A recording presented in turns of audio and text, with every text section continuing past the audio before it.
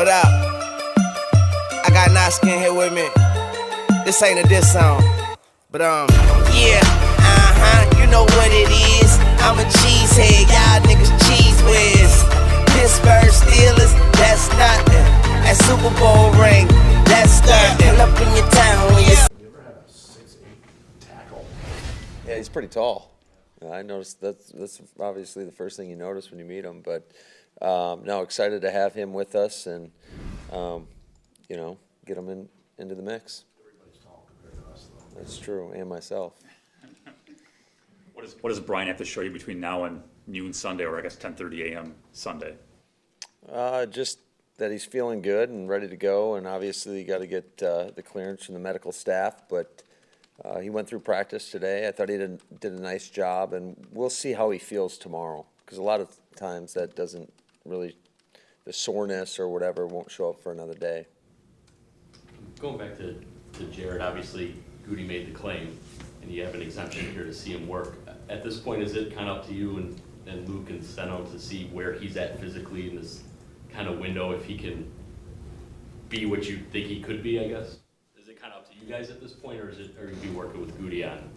Yeah, we always are in constant communication, and we'll like I said, we'll get him going and see where he's at physically and mentally. I think he's a pretty smart guy, so I've got no concerns about his ability to pick up what we're trying to do, and so it's kind of just wait and see.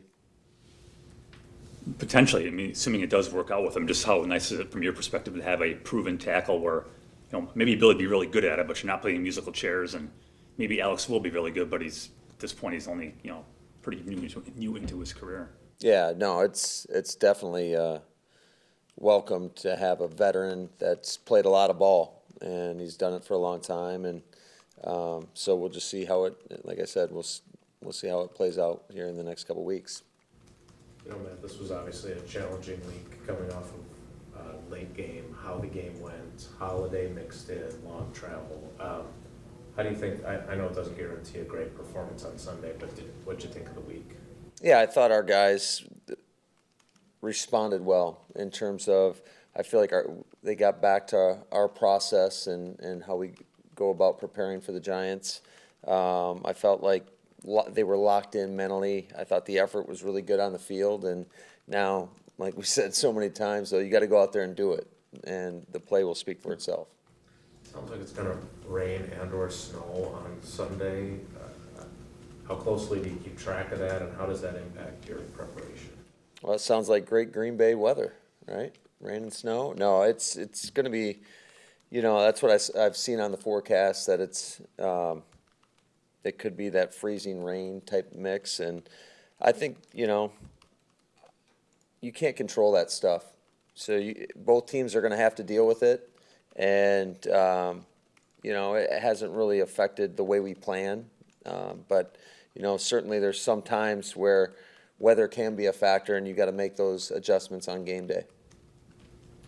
They've played the run really well this year, the Giants have. Is that because they're really talented up front, or is it the fact that maybe they've sold out a little bit to stop the run to create favorable down and distances? What have you seen there? Yeah, I think they do a great job. I think they play off each other really well. I think it's a sound defense.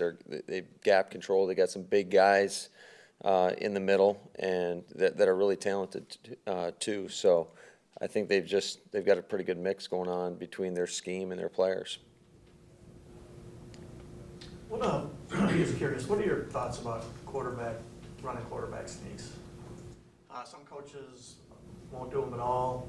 Some do them all the time. Yeah, I'm all for them. If we think that's the best way to convert in a short yardage situation, that's typically when we like to do it.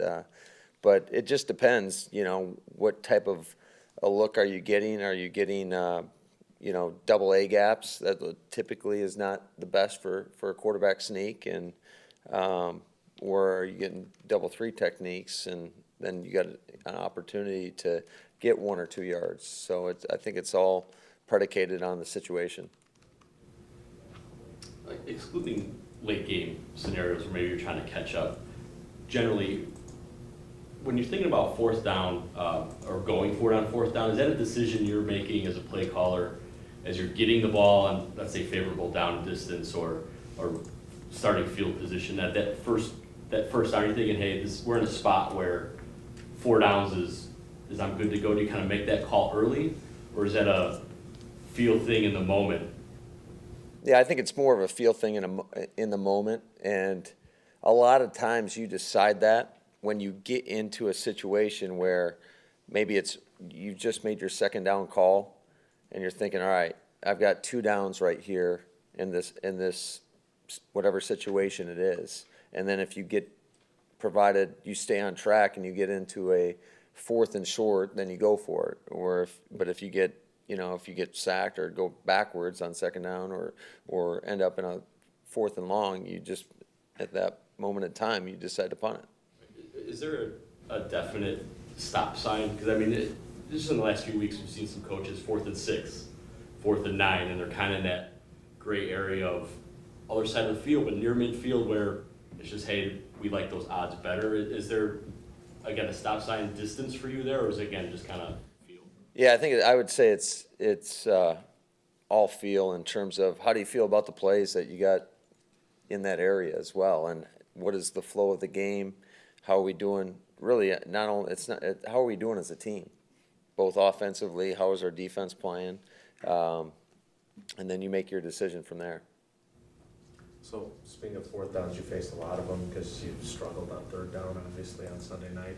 You can't, react too much to one game, but was your preparation different for 3rd down when you go through a game as frustrating as that, or do you not really change anything? You just say that was just a bad game in that department? Well, I think a lot of it is predicated on what are you doing on 1st and 2nd down again. I mean, when you get in 3rd and long yardage situations against a real pass rush, you're not going to be very good that day. That's just reality in this league.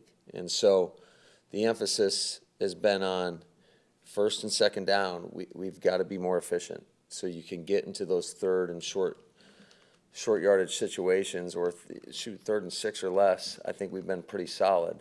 But when you go 3rd and 7 or more, it's just, I mean, look at the percentages. They just start going down, and you couple that with a really good defense, especially one that has a great pass rush. It creates for a long day. So have you felt like not just because you've obviously coordinated other offenses and been with other offenses, have you guys been worse on 1st and 2nd down than you're accustomed to being in general as a coach? Like, because I feel like every time we've asked about 3rd down, we have talked about 1st and 2nd down. Yeah, no, I don't want to say that.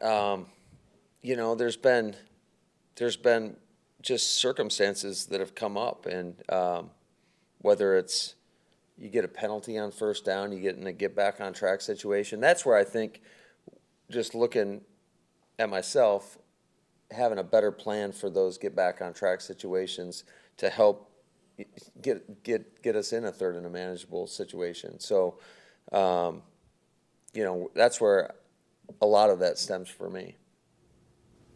As a play caller, do you, as you get toward the end of the season, do you start looking at guys that maybe haven't had big contributions and see them as guys that you could maybe start utilizing as they've gained experience? I'm thinking of, Tanyan was hurt, but Vitale and some of those other guys. Do you see that as something that you want to do late in the season, or is that ridiculous to ask?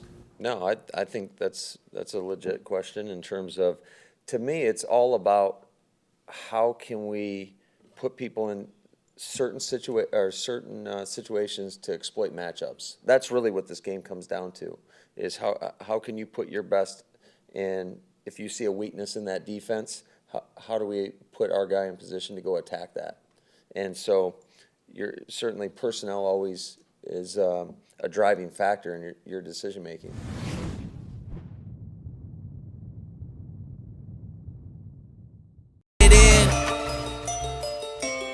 Oh yeah.